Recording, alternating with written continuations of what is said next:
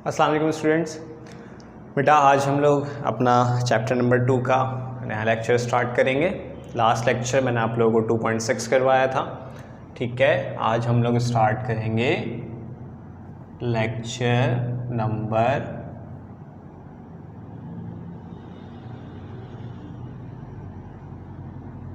2.7, sorry 6 last class में हो चुका है, तो 2.7 स्टार्ट करेंगे, ठीक है। बेटा लास्ट क्लास के अंदर मैंने आप लोगों को लिक्विड सेक्शन का तकरीबन सारा काम आप लोगों को करवा दिया था। कुछ चीज़ें मैंने आप लोगों को MCQs बेस्ड भी बताई थी, कुछ आप लोगों को बताया भी था कि आप लोग अगर बुक रीड करेंगे तो आप लोगों को आंसर्स मिलेंगे, ठीक है। तो उनको आप अच्छी तरीके से देख चुके होंगे और लिक्विड सेक्शन आपका ख़त्म हो गया था। कुछ चीज़ें थी बेटा वो MCQs जब आप लोग सॉल्व करेंगे तो आप लोगों को और ज़्यादा क्लियर होंगी और फिर प्रॉब्लम होती तो इंशाल्लाह हम डिस्कशन क्लास में उसको डिस्कस करेंगे। अब जो हमारा लेक्चर नंबर 2.7 है ये बेटा आपका सॉलिड सेक्शन से रिलेटेड है। सॉलिड सेक्शन को इतना लंबा चौड़ा आपका जो है सेक्शन नहीं है, ठीक है। उसकी वजह ये भी है कि उसमें से मेजॉरिटी काम बहुत शॉर्ट है, ठीक है। कुछ चीज़ें मैं आप लोगों को बता दूंगा और कुछ आप लोगों को कुछ चीज़ें खुद रीड करने के लिए दूंगा क्योंकि वो चीज़ें याद करने वाली हैं जो आप लोगों ने खुद करना है, ठीक है। तो सॉलिड सेक्शन बेटा स्टार्ट करते हैं। सॉलिड सेक्शन के अंदर मैं आप लोगों को कुछ ऐसी चीज़ें बताऊंगा जो आप लोग नॉर्मली क्लासेस में नहीं पढ़ते हैं या आप लोगों को इतना मेंशन नहीं किया जाता, लेकिन वो MCQs बेस्ड होते हैं, MCQs उसके अंदर से आ जाते हैं, ठीक है। सॉलिड की सबसे पहले तो हम कुछ बिहेवियर या प्रॉपर्टी की बात करें। बेटा बहुत आसान सी है कि जैसे आपके पास कंप्रेसिबिलिटी होती है या नहीं वो आप लोगों को पता है। इसी तरह से बेटा शेप वगैरह के बारे में आपको पता है कि शेप फिक्स्ड होता है, ये कुछ इसकी प्रॉपर्टीज़ हैं। बेटा एक जो हम कहते हैं कि सॉलिड की का एक बिहेवियर जिसे हम कहते हैं डिफॉर्मिटी,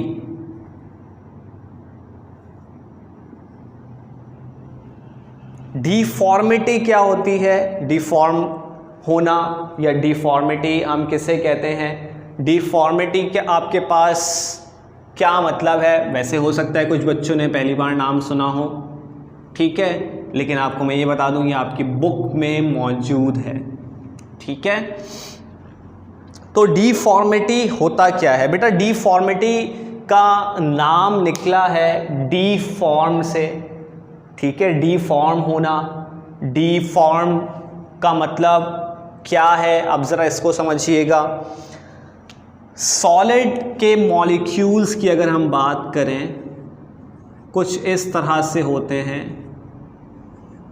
कि आपके पास एक ज़रूरी नहीं है लेयर्स हों, मैं बस आपको ये बता रहा हूँ कि बहुत ज़्यादा टाइटली पैक्ड होते हैं। तो जब इनके ऊपर प्रेशर को अप्लाई किया जाता है, फोर्स को अप्लाई किया जाता है, मान लेते हैं हमने यहाँ से, अब देखिए ये भी क्या है कि एक के ऊपर एक मॉलिक्यूल्स की लेयर टाइप बनी हुई है। एक्चुअली लेयर्स नहीं होती क्योंकि जाहिर सी बात है कि अगर सर्कल है उसमें बहुत सारे मॉलिक्यूल्स होंगे, लेकिन अगर मैं बिल्कुल क्लोजली उन मॉलिक्यूल्स को देखूँ तो आपको कुछ इस तरह से नज़र आएंगे। अगर मैं मान लो किसी चीज़ से इस पर फोर्स ऊपर की तरफ लगा रहा हूँ, मैं पूरे के पूरी चीज़ पर नहीं लगा रहा, मैं सिर्फ इनके ऊपर लगा रहा हूँ, तो उससे होगा क्या कि फोर्स लगाने से ये जो ऊपर के दो लाइंस आपको मॉलिक्यूल की नज़र आ रही हैं बेटा, नीचे वाले बिल्कुल एज इट इज़ रहेंगे कुछ इस तरह से, ठीक है। और इसी तरह से नीचे के दो जो लेयर्स हैं वो इस तरह रहेंगी, लेकिन जो ऊपर की दो लेयर्स हैं वो आपके पास थोड़ी सी इस तरह से, वो डिपेंड करता है कि आप कितनी फोर्स लगा रहे हैं, इस तरह से आगे की तरफ कह सकते हैं कि आप चली जाएंगी, ठीक है। तो आगे की तरफ गई तो हैं, लेकिन आप ये देखेंगे कि जो इंटरेक्शन यहाँ पर मौजूद है इनका, जिस तरह से इंटरेक्शन यहाँ पर हो रहा है उसी तरह से इन मॉलिक्यूल्स के दरमियान भी वही इंटरेक्शन है, भले आगे वालों का नहीं हो। आगे वैसे होंगे क्योंकि मॉलिक्यूल्स तो आगे कंटिन्यू होंगे, उनका भी इंटरेक्शन ऐसे ही रहेगा। यानी जो प्लेसमेंट है ना, जो प्लेसमेंट है मॉलिक्यूल्स की, जैसे मान लें ये आपके पास कुछ इस तरह से हैं, ये एक लेयर है, ठीक है। अगर मैं ऊपर वाली लेयर को खिसकाता हूँ, आगे की तरफ धक्का देता हूँ, तो ये इस तरह से आगे जाएगी, लेकिन आगे वाली लेयर पे भी बिल्कुल ऐसे ही आकर रुक जाएगी जैसे पीछे थी, ठीक है। जैसे पीछे इसके साथ अटैच थी वैसे ही क्या होगी, आगे वाले के साथ भी बिल्कुल वैसे ही आकर अटैच हो जाएगी, रुक जाएगी। बेटा इसकी वजह क्या है कि इनके दरमियान फोर्स ऑफ अट्रैक्शन इतनी ज़्यादा होती है कि ये अपने मॉलिक्यूल्स को की अरेंजमेंट को ख़राब नहीं होने देते। भले से हम इसको एक टाइम के लिए इसकी फोर्स ऑफ अट्रैक्शन को कम कर सकते हैं बाय अप्लाइंग फोर्स। जब वो आगे करेंगे तो अप्लाई करेंगे हम फोर्स, तो क्या होगा, वो आगे की तरफ उनकी फोर्स ऑफ अट्रैक्शन कम होगी, वो आगे जाएगी। लेकिन बाद में जैसे ही हम फोर्स को कम करेंगे वो दोबारा से अपनी जो है अरेंजमेंट को वैसे ही कर लेंगी। हाँ, थोड़ा सा डीफॉर्म ज़रूर हो जाएगा। तो डीफॉर्म का मतलब क्या आ रहा है, अरेंजमेंट का ख़राब होना, यानी कि अपना शेप को चेंज कर लेना, लेकिन वापस उनकी जो आप कह सकते हो बॉन्डिंग या बॉन्डिंग की स्ट्रेंथ वो क्या हो जाएगी, पहले जैसी हो जाएगी, ठीक है। तो डीफॉर्मिटी या डीफॉर्म्ड होने को एक और नाम देते हैं बेटा, शैटर्ड कहते हैं, SHATTERED, शैटर्ड भी इसको नाम दिया जाता है। तो आप लोग इसको चाहें तो अपनी बुक से भी रीड कर सकते हैं, वहाँ से एक बार देख लीजिएगा ताकि आप लोगों को क्लियर हो जाए कि डीफॉर्मिटी जो मैंने बताया वो क्या है, ठीक है। डीफॉर्मिटी के बाद बेटा अब हम जो है इसके अंदर कोई ऐसी ख़ास बिहेवियर्स नहीं है सॉलिड की। कंप्रेसिबिलिटी, आपको पता है कंप्रेसिबिलिटी का फैक्टर बहुत बहुत बहुत कम होता है क्योंकि इनके दरमियान स्पेसेस बहुत कम होते हैं। मैंने आपको बताया था गैसेस में बहुत ज़्यादा होता है क्योंकि गैसेस के दरमियान स्पेसेस बहुत ज़्यादा होते हैं, ठीक है। तो डीफॉर्मिटी के बाद हम आगे चलते हैं बेटा। इसी तरह से सॉलिड्स को दो तरह से डिवाइड किया गया है। आपको पता है सॉलिड्स कितनी तरह के होते हैं भाई, दो तरह के होते हैं।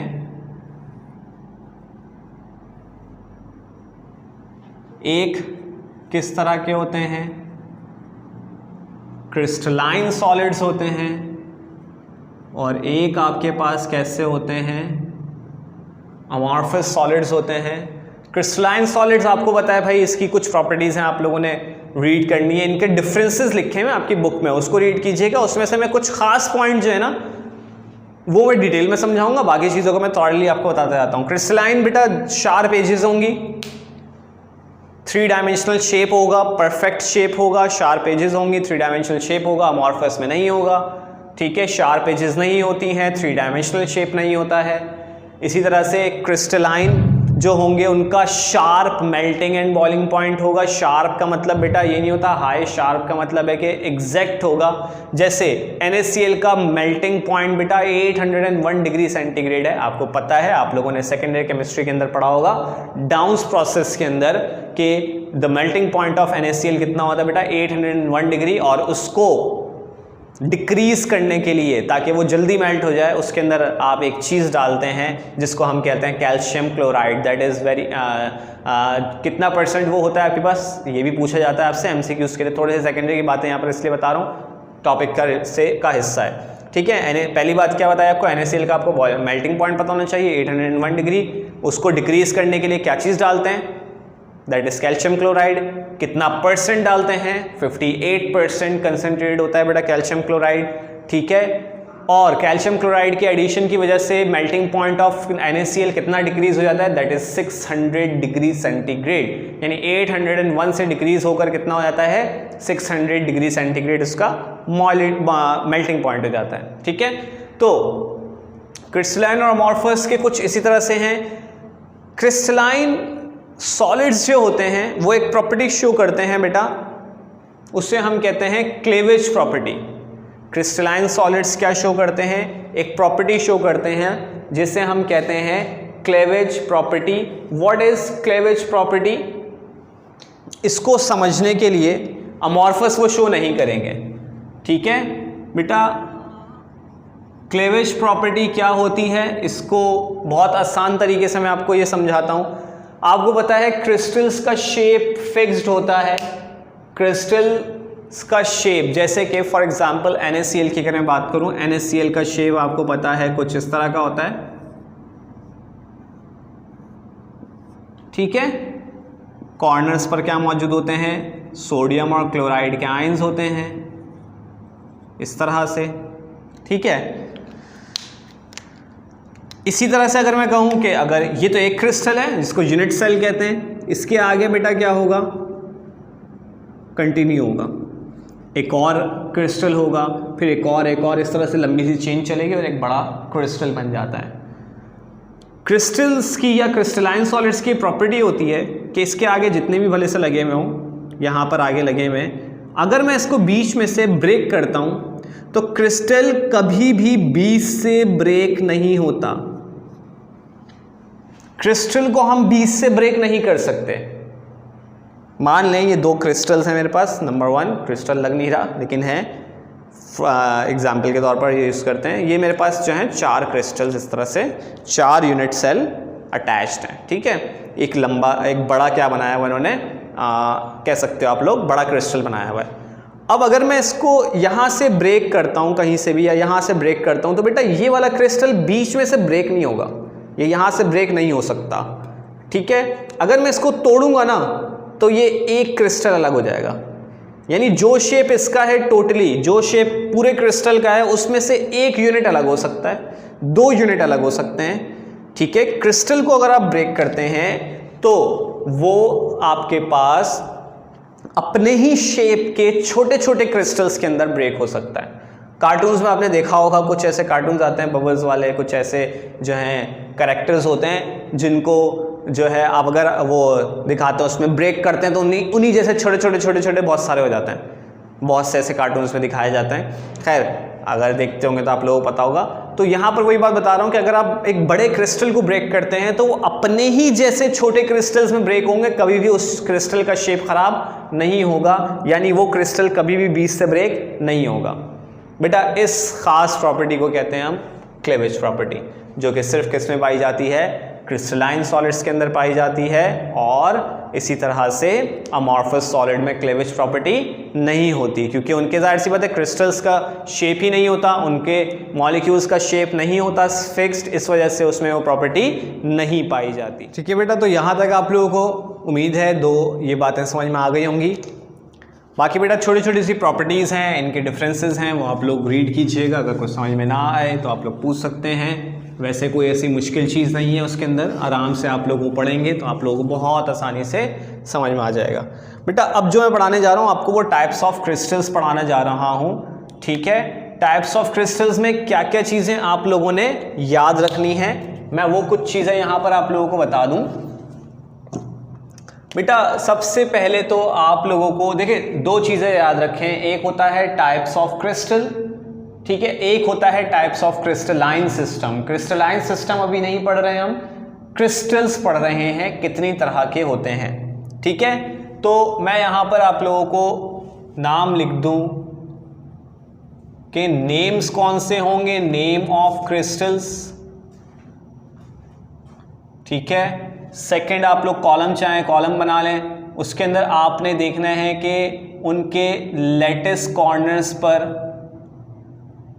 बेटा लेटिस कॉर्नर क्या होता है ये बता दूंगा मैं आपको, लेटिस साइड्स क्या होती हैं वो भी बता दूंगा, पर क्या मौजूद होते हैं। इसी तरीके से लेटिस साइड्स के बाद उनके दरमियान बॉन्डिंग कौन सी होती है। ठीक है, एंड नंबर 4 आप लोगों को क्या पता होना चाहिए कि उसके साथ यानी टाइप ऑफ एलिमेंट्स कौन से होंगे जो कि आप लोग देख के बता सकते हैं कि उन एलिमेंट्स का कम्बिनेशन अगर होगा तो वो किस तरह से होगा। ठीक है, टाइप्स ऑफ एलिमेंट आप लोगों को कैसे पता चलेंगे कि कौन कौन से एलिमेंट हैं, तो उससे आप कैसे बता सकते हैं कि भाई हमारे पास जो है वो कौन सी बॉन्डिंग कर रहा है। वैसे आपने चैप्टर नंबर 4 पढ़ा हुआ है, अगर आपको चैप्टर 4 में से बॉन्डिंग की टाइप समझ में आ गई है कि बॉन्डिंग कौन कौन सी होती है, कौन से एलिमेंट्स कौन सी बॉन्डिंग देते हैं, तो आप बहुत आसानी से ये वाला टॉपिक कर सकते हैं। ठीक है, बेटा एग्जाम्पल मैं आप लोगों से एक ही ले रहा हूँ, वैसे तो ज़्यादा होती हैं, मतलब डिफरेंट शेप के होते हैं, लेकिन मैं यहाँ पर जो आपको एग्जाम्पल दे रहा हूँ वो मैं कोशिश करूँगा कि एक ही ले लूँ ताकि आप लोग आसानी से पढ़ सकें। क्यूबिक शेप बेटा ले रहा हूँ, और वो क्यूबिक आपको पता है NaCl का होता है, बाकी और भी कुछ क्रिस्टल्स होते हैं वैसे, लेकिन सारे इसी शेप के नहीं होते। कोई ये ना समझे कि तमाम के तमाम यही शेप होते हैं। मैं सिर्फ एग्जाम्पल इसलिए दे रहा हूं कि मुझे एक ही बार बनाना पड़े, ठीक है बेटा। एक क्यूबिक क्रिस्टल आपके पास मौजूद है, किसी भी तरह का हो सकता है। यहां पर मैं इसको ज़रा डिवाइड कर देता हूं, थोड़ा सा लाइन टेढ़ी हो जाए तो बेटा आप लोग सीधी खींच लीजिएगा अपने पास, इसी तरह से।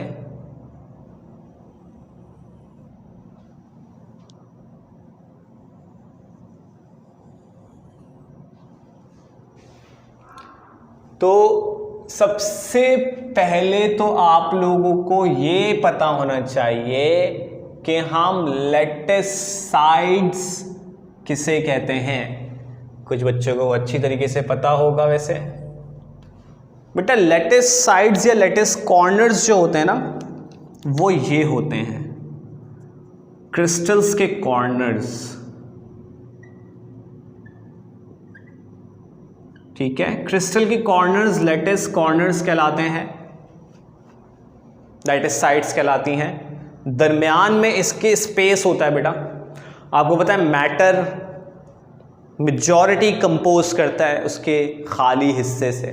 मैटर के एटम की बात करें अकॉर्डिंग टू रदरफोर्ड ने कहा था एटम का ज़्यादातर हिस्सा क्या है, खाली है, और बिल्कुल सही कहा था। आज भी हम वही कहते हैं कि एटम का ज़्यादातर हिस्सा क्या है, खाली है। इसी तरह मैटर का ज़्यादातर हिस्सा भी क्या है, खाली है।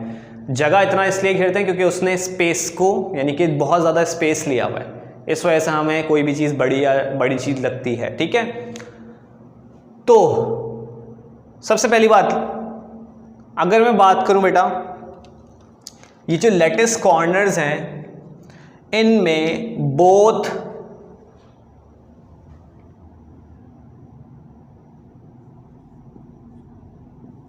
एनाइन, अब जरा इसको समझिएगा, या तो क्या होंगे बोथ एनाइन यानी पॉजिटिव एंड कैटाइंस यानी नेगेटिव प्रेजेंट हों। यानी ऐसा क्रिस्टल जिसमें एनाइन और कैटाइन प्रेजेंट्स हों लैटिस साइड्स पर। फॉर एग्जांपल मैं आपको बड़ी आसान से एग्जांपल दूंगा। Na पॉजिटिव एक साइड पर है, दूसरी साइड पर Cl नेगेटिव। जब यहाँ Na पॉजिटिव Cl नेगेटिव है तो इधर क्या होगा, Na पॉजिटिव होगा। इसी तरीके से Na पॉजिटिव यहाँ पर है तो यहाँ क्या होगा, Cl नेगेटिव। फिर से कौन सा आ जाएगा बेटा, Na पॉजिटिव। यहाँ कौन आ जाएगा, Cl नेगेटिव। यहाँ Cl नेगेटिव है तो इधर क्या होगा, Na पॉजिटिव, और इधर Na पॉजिटिव है तो इधर क्या आ जाएगा, Cl नेगेटिव, ठीक है। तो आप देख रहे हैं यहाँ पर हर किसी के ऑपोजिट दूसरा जो है ऑपोजिट आपको नज़र आ रहा होगा, पॉजिटिव के ऑपोजिट नेगेटिव है, और इस तरह से ये क्या होंगे यहाँ पर अरेंज होंगे, ठीक है। और इनके दरमियान में क्या होगी, इसकी बॉन्डिंग होगी। तो मैंने क्या लिखा है, लैटिस साइड्स पर क्या मौजूद हों, एनाइन एंड कैटाइंस, यानी both positive and negative ions, positive ions भी हों और नेगेटिव आइंस भी हों। बेटा ऐसे क्रिस्टल्स को हम कहते हैं आयोनिक क्रिस्टल्स। नाम आइंस है ना दोनों, पॉजिटिव और नेगेटिव, तो उसी के ऊपर नाम रख दिया गया है इसको, इसका नाम रख दिया गया है आयनिक क्रिस्टल्स। आयनिक क्रिस्टल्स के अलावा आप इसको जो है दो चीज़ें याद कर ली। पहली बात, आयनिक क्रिस्टल्स कौन से होंगे बेटा, जिसमें positive and negative both ions present होंगे, ठीक है। जब आयनिक क्रिस्टल्स में दोनों आयंस हैं तो आपको पता है बेटा, जब आयंस होते हैं पॉजिटिव और नेगेटिव आयंस होते हैं तो उनके दरमियान बॉन्डिंग कौन सी होती है, आयोनिक बॉन्डिंग होती है, सिंपल। आयनिक बॉन्डिंग की पहचान क्या है, आयनिक बॉन्डिंग की पहचान क्या है, हमें कैसे पता चलेगा कि इन क्रिस्टल्स के दरमियान इन एलिमेंट्स के दरमियान आयनिक बॉन्डिंग है। बेटा आयनिक बॉन्डिंग हमेशा चैप्टर नंबर 4 में आपने पढ़ा होगा कि मेटल एंड नॉन मेटल्स के दरमियान होती हैं। कहीं पर भी आपको ऐसा एलिमेंट नजर आ जाए मेटल और नॉन मेटल, तो आप समझ जाइएगा उनके दरमियान बॉन्डिंग कौन सी है, आयनिक बॉन्डिंग। बेटा ये एमसीक्यूज बहुत बार पूछा गया है इस तरह से कि एक क्रिस्टल दे दिया, पूछते हैं बताइए एक टाइप ऑफ क्रिस्टल कौन सी है, यानी या ये पूछ लेंगे कि आयनिक क्रिस्टल की एग्जाम्पल्स बताएं, इसमें से कौन सी एग्जाम्पल आयनिक क्रिस्टल की। अब बहुत सारे, अब लाजमी सी बात है आप लोग बुक के याद कर भी लें तो ज़रूरी नहीं कि सारे के सारे उसी में से आएँ। आपने सिर्फ ये पहचानना है, अगर आयनिक पूछेंगे तो आपने ये पहचानना है कि मेटल और नॉन मेटल कौन सा है। जैसे NaCl आ गया, MgCl2 आ गया, कैल्शियम क्लोराइड आ गया, ठीक है, कैल्शियम कार्बोनेट आ गए, तमाम के तमाम जिसके अंदर मेटल और नॉन मेटल का कम्बिनेशन होगा वो हमेशा क्या रहेगा, आयनिक क्रिस्टल की एग्जाम्पल होगी, ठीक है। इसी तरह से बेटा सेकंड अगर हम बात करें सेकंड केस की या सेकंड टाइप ऑफ क्रिस्टल की,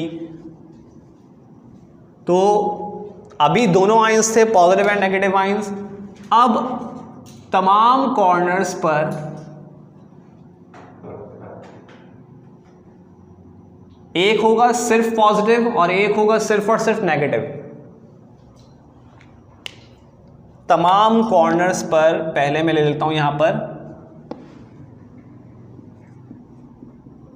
ओनली कैटाइंस। कैटाइंस बेटा कौन से होते हैं, कैटाइंस आप लोगों को पता है नेगेटिव आयंस होते हैं। तमाम कॉर्नर्स पर कौन से आयंस मौजूद हों, नेगेटिव आयन मौजूद हो। नेगेटिव कौन होता है बेटा, नेगेटिव आपके पास तमाम के तमाम नॉन मेटल्स होते हैं। नेगेटिव कौन से होते हैं, तमाम के तमाम नॉन मेटल्स होते हैं। ऐसे तमाम क्रिस्टल्स ऐसे तमाम आयंस जो कि क्या हो, नेगेटिव आयन शो करें, वो आपके पास एलिमेंट्स कहलाते हैं नॉन मेटल्स। नॉन मेटल की बेटा एग्जाम्पल भी यही है। तो ऐसे क्रिस्टल्स नॉन मेटल होंगे, तो नॉन मेटल आप पहचान लेंगे कि उसके अंदर टाइप ऑफ एलिमेंट कौन से होंगे, सिर्फ और सिर्फ नॉन मेटल्स। नॉन मेटल्स वाले जितने भी होते हैं क्रिस्टल्स बेटा उनको कहा जाता है कोवेलेंट क्रिस्टल्स। कोवेलेंट क्रिस्टल्स इसलिए कहा जाता है, जैसे आयनिक के लिए आयनिक है वैसे ही कोवेलेंट के लिए कोवेलेंट बॉन्डिंग होती है। बॉन्डिंग की वजह से इसका नाम दिया गया है, इन दोनों का नाम। इसके अंदर बॉन्डिंग कौन सी होगी, कोवेलेंट बॉन्डिंग होगी। बहुत सी एग्जांपल्स है बेटा, कार्बन ले लो आप, तमाम कॉर्नर्स पर क्या मौजूद हो, कार्बन। वैसे ऐसा होता नहीं है कार्बन वाला, कार्बन का जो होता है आपने सेकेंड ईयर में पढ़ा होगा टेट्राहेड्रल शेप में होता है, ठीक है, या हेक्सागोनल शेप होता है जिसे हम डायमंड या फिर क्या कहते हैं, इसी तरीके से ग्रेफाइट भी होता है, ठीक है। तो आप ये भी कह सकते हैं। बेटा तीसरा केस क्या होगा, जैसे मैंने बताया कि तमाम कॉर्नर्स पर नेगेटिव आयंस होंगे। अब तीसरा केस हो सकता है कि तमाम कॉर्नर्स पर ओनली एन आयंस हों, दैट इज पॉजिटिव आयन। तो बेटा पॉजिटिव आयन कौन शो करते हैं, पॉजिटिव आयन मेटल्स शो करते हैं, ठीक है। और मेटल्स जो शो करते हैं, यानी मेटल्स वाले जो क्रिस्टल्स होते हैं बेटा, उनको हम मेटालिक क्रिस्टल्स नहीं कहते, उनका एक नाम रखा गया है, that is atomic crystals. Atomic crystals आ गए और इनके दरमियान बॉन्डिंग बेटा होती है मेटालिक बॉन्डिंग। इसकी एग्जाम्पल बहुत सी हैं बेटा, आयरन हो गया Fe, ठीक है, कोई भी मेटल होगा, अगर उसमें आपको पूछा जा रहा है कि ये किसकी एग्जाम्पल है, तो आपने एटॉमिक क्रिस्टल का नाम लिखना है। सिर्फ इसका नाम चेंज होता है, बाकी सबके सेम होते हैं। अगर लेटिस कॉर्नर्स कंसिस्ट कर रहे हों किससे, मॉलिक्यूल्स से, यानी लेटिस कॉर्नर्स पर जैसे कि मान लो मैग्नीशियम ऑक्साइड है, ठीक है, इसी तरीके से कार्बन डाइऑक्साइड भी हो सकता है, कोई भी आपके पास ऐसा मॉलिक्यूल है जो कि कैल्शियम ऑक्साइड भी हो सकता है। मॉलिक्यूल से लेटिस साइट्स जो है आप कह सकते हैं कंसिस्ट कर रहा हो, तो बेटा उसे हम नाम देते हैं मॉलिक्यूलर क्रिस्टल्स का। और उनके दरमियान बेटा मॉलिक्यूल्स, गैसेस के मॉलिक्यूल्स के दरमियान क्या होंगे, इनके टाइप ऑफ एलिमेंट कौन होंगे बेटा, ये गैसेस होंगी। और गैसेस के दरमियान जो बॉन्डिंग होती है वो कौन सी होती है, wander Waals forces. Wander Waals forces इसके दरमियान होती है, तो यानी इनके दरमियान टाइप ऑफ बॉन्डिंग कौन सी होगी, van der Waals forces, weak attractive forces होती हैं। ठीक है, तो ये आपका पूरा एक चार्ट है, आप लोग इसको स्टडी कर लें तो आपके टाइप्स ऑफ क्रिस्टल्स आसानी से कंप्लीट हो जाएंगे, जो कि आपका छोटा सा ये टॉपिक है, इसको मैंने आप लोगों को इंपॉर्टेंट बता दिए। बाकी आपको एमसीक्यूज कैसे दिए जाएंगे, एमसीक्यूज यही है कि which of the following example of molecular crystal. अब आपने देखना है गैसेस कौन सी हैं उसके अंदर, बेटा ये पहचान अब आपको होनी चाहिए। आप ये बोलें कि भाई हमें कैसे पता चलेगा, इतनी सारी गैसेज हैं। अब आप लोग एप्टीट्यूड में आ गए तो आप लोगों को पता होनी चाहिए कौन सी गैसेज होती हैं, कौन से सॉलिड्स होते हैं, कौन से क्रिस्टल्स होते हैं, कौन से लिक्विड्स होते हैं, ये सारी बातें आप लोगों को पता होनी चाहिए। और कोई ऐसी चीज़ नहीं पूछ लेंगे जो आपकी नॉलेज में ना हो। नॉर्मली जैसे मैंने आपको बताया मैग्नीशियम ऑक्साइड, आप बोलेंगे मैग्नीशियम ऑक्साइड गैस कैसे, हमें कैसे पता चलेगा, तो बेटा chapter number 4 first year chemistry में इसकी एग्जाम्पल है, मैग्नीशियम ऑक्साइड की एग्जाम्पल भी है। ठीक है, तो आप लोगों को पता होना चाहिए। कैल्शियम ऑक्साइड आपको कैसे पता चला, आप लोग सेकेंड ईयर केमिस्ट्री में पढ़ते हैं, आप लोगों ने यहाँ पढ़ा है कि calcium oxide in the form of gas होती है। ठीक है, तो इस चीज़ को ध्यान में रखना है कि आपके पास टाइप ऑफ एलिमेंट किस तरह के हैं और आप लोगों ने किस तरह से उसको आगे जो है बताना है। ठीक है, तो बेटा ये हो गया आपका कौन सा क्या टॉपिक आ गया, टाइप्स ऑफ क्रिस्टल्स का। इसको मैं रब कर रहा हूं, आगे टॉपिक की तरफ चलेंगे हम। बेटा आगे कुछ छोटी छोटी डेफिनेशंस हैं, जो इंपॉर्टेंट डेफिनेशंस हैं वो मैं आप लोगों को बताता जाऊंगा। कुछ चीज़ें आप लोगों ने खुद पढ़नी है, वो आप लोग खुद पढ़ेंगे।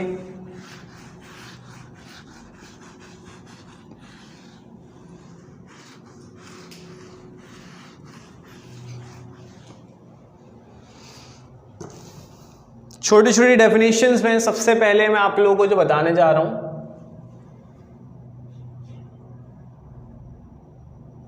आइसोमॉर्फिज्म और पॉलीमॉर्फिज्म।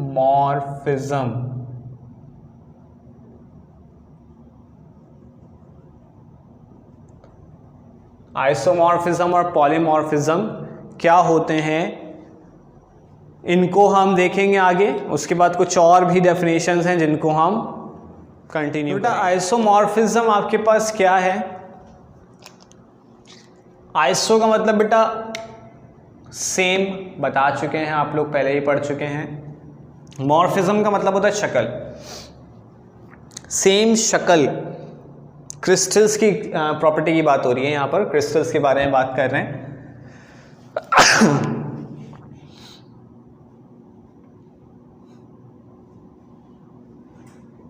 डिफरेंट क्रिस्टल्स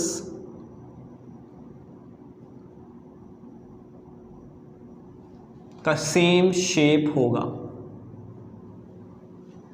यानी दो डिफरेंट टाइप्स के क्रिस्टल्स हैं, उनका शेप क्या होगा, सेम होगा। ठीक है, जैसे फॉर एग्जाम्पल NaCl और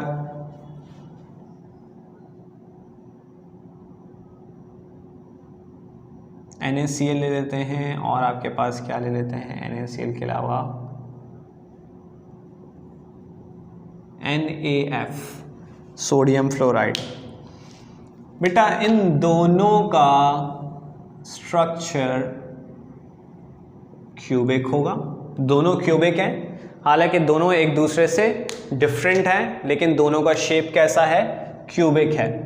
ठीक है, इसका बिल्कुल ऑपोजिट अगर आप देखें, डिफरेंट की जगह सेम क्रिस्टल्स आ जाएंगे, सेम क्रिस्टल और सेम शेप की जगह क्या आ जाएगा, डिफरेंट शेप आ जाएगा। यानी एक ही क्रिस्टल एक से ज़्यादा शेप के अंदर पाया जाए, जैसे CaCO3 के दो तरह से हमें मिलता है कैल्शियम कार्बोनेट। बेटा एक होता है इसका ट्राइगोनल और एक होता है ऑर्थोरोम्बिक स्ट्रक्चर। ट्राइगोनल स्ट्रक्चर और ऑर्थोरोम्बिक स्ट्रक्चर इसके आपके पास मिलते हैं हमें दो फॉर्म्स के अंदर। बेटा जो ट्राइगोनल स्ट्रक्चर हमें मिलता है उसकी फॉर्म को हम कहते हैं कैल्साइट। कैल्शियम कार्बोनेट जो हमें ट्राइगोनल शेप में मिलता है उसको हम कैल्साइट कहते हैं और इसे एरोगोनाइट कहते हैं। ठीक है, ऑर्थोरोम्बिक फॉर्म में क्या मिलता है हमें, एरोगोनाइट, और इसी तरीके से ट्राइगोनल शेप में हमें क्या मिलता है, कैल्साइट मिलता है। तो ये दो नाम आप लोगों ने याद रखने हैं, एरोगोनाइट के और कैल्साइट, और इनके फॉर्म्स भी। ठीक है बेटा, इससे पॉलीमॉर्फिज्म में से तो इतने ज़्यादा सवालात नहीं आते हैं, लेकिन आइसोमॉर्फिज्म में ये आते हैं कि which of the following pair has isomorphous to each other. सवाल क्या आएगा आपके पास, which of the following pair of compounds या pair of crystals has isomorphous to each other. बेटा आइसोमॉर्फिज्म के लिए कंडीशन होती है कि दो जो कंपाउंड्स होंगे उनका सेम एम्पेरिकल फॉर्मूला होगा। इस चीज़ को गौर से समझिएगा बेटा, सेम एम्पेरिकल फॉर्मूले का मतलब क्या है कि उनका रेशियो बिटवीन एटम्स क्या होगा, सेम होगा। आप इसका रेशियो देखें, चलो मैं यहां पर थोड़ा सा इसको सॉल्व कर रहा हूं बेटा। NaCl और NaF रेशियो निकाले बेटा, इसका 1:1, इसका भी क्या होगा 1:1 होगा। ठीक है, इसी तरह से रेशियो बिल्कुल सेम होना चाहिए। ऐसा नहीं है कि जैसे मैं यहाँ लिख रहा हूँ, इसका रेशियो देखें 2:1:4, इसका 2:1:4। अगर ये 4:1:2 होता तब भी नहीं चलता। रेशियो जो सीक्वेंस आना चाहिए, जो पहले का आ रहा है वही दूसरे का आना चाहिए। अगर ये कंडीशन अप्लाई हो रही है तो दे बोथ आर आइसोमॉर्फस। ठीक है, ये भी आइसोमॉर्फस है, वो भी आइसोमॉर्फस है। तो आपसे पूछा जाए कौन सा पेयर आइसोमॉर्फस है, तो आप लोग इस तरह से अंदाजा लगा सकते हैं। ठीक है, तो बेटा ये आपके पास दो डेफिनेशंस थी आइसोमॉर्फस। अब हमारा जो काम है वो है क्रिस्टलाइन सिस्टम का। बेटा उसमें सिर्फ मैं आपको एक छोटी सी चीज़ समझाऊंगा, आगे आप लोगों ने खुद उस चीज़ को पढ़ना है। और पढ़ना क्या है, याद करने वाला काम है, और उसको बहुत आसान करने के लिए हमने आपको मटेरियल बुक के अंदर भी वो काम दे दिया है, तो उसको आप वहाँ से स्टडी कर सकते हैं आसानी से। कोई भी क्रिस्टल जो है वो कंसिस्ट करता है आपके पास किससे, यूनिट सेल से। मैं यूनिट सेल फिलहाल ले रहा हूं क्यूबिक, इसके आगे बाकी कंटिन्यू होता है। बेटा अगर हम बात करें 3 डायमेंशंस होती हैं किसी भी यूनिट सेल की, जैसे कि एक डायमेंशन ये हो गई, दैट इज वाई एक्सिस, आप लोगों को पता है। एक डायमेंशन बेटा ये हो गई, दैट इज एक्स एक्सिस। ठीक है, एक डायमेंशन हम जेड एक्सिस पर दिखा देते हैं, कुछ इस तरह से दिखाते हैं जेड एक्सिस को।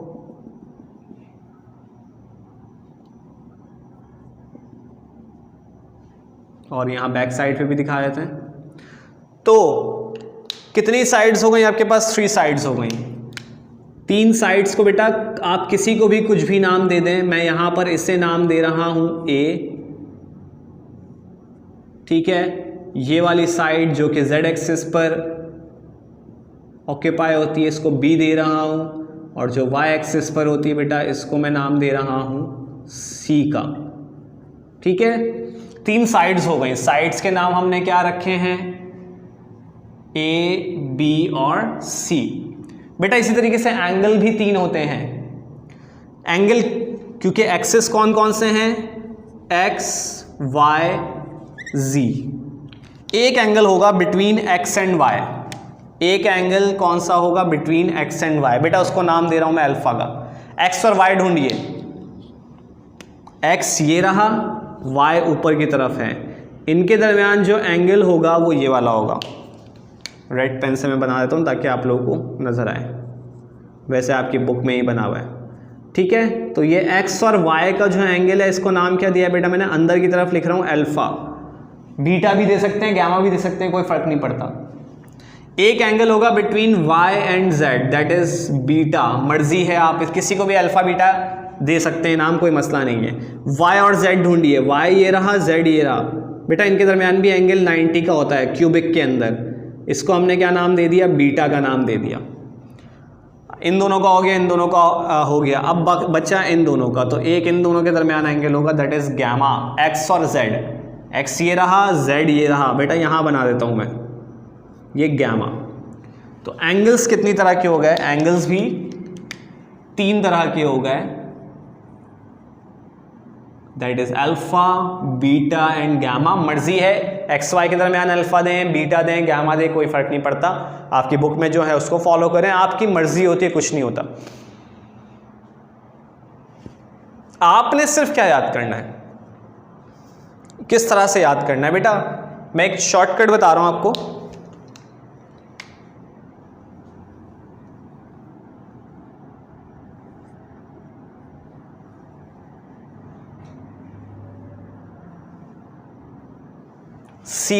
CTOTMTH, सीक्वेंस को ध्यान से समझिएगा, नाम मैं बता दूंगा किसका क्या होता है, लेकिन याद करने का इससे ये होगा कि सीक्वेंस से अगर आप याद करेंगे तो शुरू के 4 आपको बहुत आसानी से याद हो जाएंगे, फिर बचेंगे 3, तो आप लोग बहुत आसानी से इसको कोशिश करके याद कर सकते हैं। बेटा आपने सिर्फ ये करना है, आपने हर क्रिस्टल सिस्टम के अंदर टोटल 7 क्रिस्टल सिस्टम है बेटा, उनके एंगल्स और उनके साइड्स को याद करना है। कैसे, जैसे पहला वाला जो C है ना बेटा, वो डिनोट कर रहा है क्यूबिक को, यहां लिख देता हूं मैं, यानी पहले आपने अरेंजमेंट जो याद करनी है वो किसकी करनी है, क्यूबिक की। क्यूबिक की अरेंजमेंट क्या होती है, कैसे याद करनी है, ये याद नहीं करना A बराबर है B बराबर है C, वैसे इसकी ये होती है बेटा A बराबर B बराबर C, अल्फा बराबर बीटा बराबर गैमा बराबर है 90 डिग्री। अब आपने ये याद नहीं करना A बराबर है B बराबर है C के, अल्फा बीटा और गैमा बराबर हैं और तीनों एंगल्स 90 के बराबर हैं, ऐसे याद करोगे फंस जाओगे, क्योंकि हो सकता है वहाँ पर एंगल्स और साइड्स किसी और नाम से दे दें, ABC करके नहीं दे। आपने ऐसे याद करना है, जब तमाम साइडें बराबर हों, तमाम एंगल्स बराबर हों और 90 के बराबर हों, तो वो क्यूबिक क्रिस्टल होगा। तमाम साइडें बराबर हों, तमाम एंगल्स बराबर हों, ठीक है, और तमाम एंगल्स किसके बराबर हो बेटा, 90 के बराबर हो, तो आप सारी साइड्स बराबर, सारे एंगल्स बराबर 90 के, तो आपके पास क्या होगा, क्यूबिक होगा, ठीक है। इसकी वजह ये बता रहा हूं बेटा, ये मैं एक जगह लिख देता हूं ताकि आप लोगों को समझ में आए कि मैं ऐसा क्यों कह रहा हूं। क्या बताया, A बराबर B बराबर C, अल्फा बराबर बीटा बराबर गैमा बराबर 90 डिग्री, ठीक है। तो ये क्यूबिक की अरेंजमेंट है। सेकंड वन अगर आपने बनाना है बेटा, इसमें से किसी भी एक साइड को अनइक्वल दे सकते हैं, वो जरूरी नहीं है कि मैंने जैसे यहां पर A is not equal to B, समझ गए बात को, इसलिए मैं कह रहा हूं इसको कैसे याद करना है, इस वाले को, कि 2 साइड्स बराबर हैं, कोई भी 2 साइड्स बराबर हो सकती हैं, तीसरी अनइक्वल होगी, कोई भी 2 साइड्स बराबर हैं, तीसरी क्या होगी, अनइक्वल होगी, लेकिन इसमें एंगल्स और क्या नाम है, सारे एंगल्स बराबर होंगे और किसके बराबर होंगे, 90 के। बेटा ये जो सीक्वेंस है, ये second one that is T क्योंकि 3 है इसलिए मैं नाम आपको बता देता हूं। इसके लिए बेटा ये टेट्रागोनल आपने याद करना है, सेकंड टेट्रागोनल स्ट्रक्चर की अरेंजमेंट ये होती है, तो इस तरह से आप याद करोगे। अगर आप इसको भी अनइक्वल कर दो, यानी तीनों साइड हैं अनइक्वल हैं, तो थर्ड वन इज ऑर्थोरोम्बिक। ये तो तरीका है, मैंने आपको बताया कि याद कैसे करना है इसको। अब लाजमी सी बात है, मैं यहाँ पर आपको कुछ चीज़ें ही, सारी चीज़ें याद नहीं करवा सकता, आप लोगों ने खुद इसकी प्रैक्टिस करनी है, लेकिन सीक्वेंस जो मैं बता रहा हूँ आपने वैसे याद करना है। पहले आपने क्या याद करना है, क्यूबिक, फिर याद करना है टेट्रागोनल, फिर आपने याद करना है orthorhombic, this one is trigonal, M for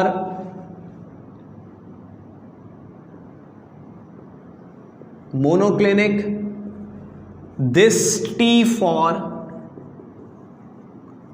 triclinic, and this H for hexagonal। Sequence आप इस तरह से याद करें और बहुत अच्छी तरीके से आप लोगों को ये याद हो जाएंगे, ठीक है। तो ये था बेटा crystalline system, total 7 crystalline system है। आपसे पूछा जाता है बेटा टाइप्स ऑफ क्रिस्टल्स कितने हैं, अगर आपसे पूछेंगे तो वो 4 होंगे, और टाइप्स ऑफ क्रिस्टलाइन सिस्टम कितने हैं, तो वो 7 टाइप्स के क्रिस्टलाइन सिस्टम्स हैं। आप लोग इनके शेप से एक बार अपनी बुक से लाजमी देख लीजिएगा कि कोई शेप आपको दे के पूछ सकते हैं कि बताइए किस सिस्टम का क्रिस्टल है आपके पास, ठीक है।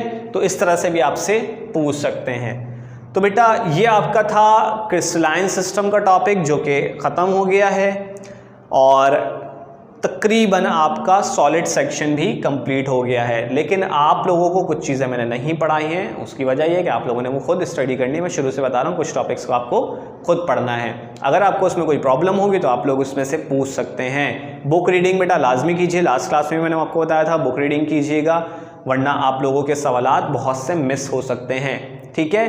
तो इंशाल्लाह जो हमारा अगला लेक्चर होगा इसका 2.8 मोस्ट प्रोबेबली कि वो लास्ट लेक्चर हो कि उसमें मैं तमाम आपको न्यूमेरिकल्स प्लस कुछ MCQs जो मुझे आपको करवाने थे एक्स्ट्रा, वो मैं आप लोगों को कंप्लीट करवा दूंगा, ठीक है। गैस सेक्शन के न्यूमेरिकल्स मैंने आप लोगों को नहीं करवाए थे, तो वो मैं आप लोगों को कंप्लीट करवा दूंगा, ठीक है। तो फिलहाल बेटा इस लेक्चर को यहीं तक रखते हैं। उम्मीद है आप लोगों को लेक्चर अच्छी तरीके से समझ में आया होगा। कुछ चीज़ें स्टडी आप लोगों ने करनी है वो अपने स्टडी करें, और जो चैप्टर है आपका वो चैप्टर नंबर 2 फिर इंशाल्लाह नेक्स्ट लेक्चर में हम इसको वाइंड अप करेंगे, ठीक है। तो ख्याल रखिएगा अपना, नेक्स्ट लेक्चर में मुलाकात होगी। Thank you.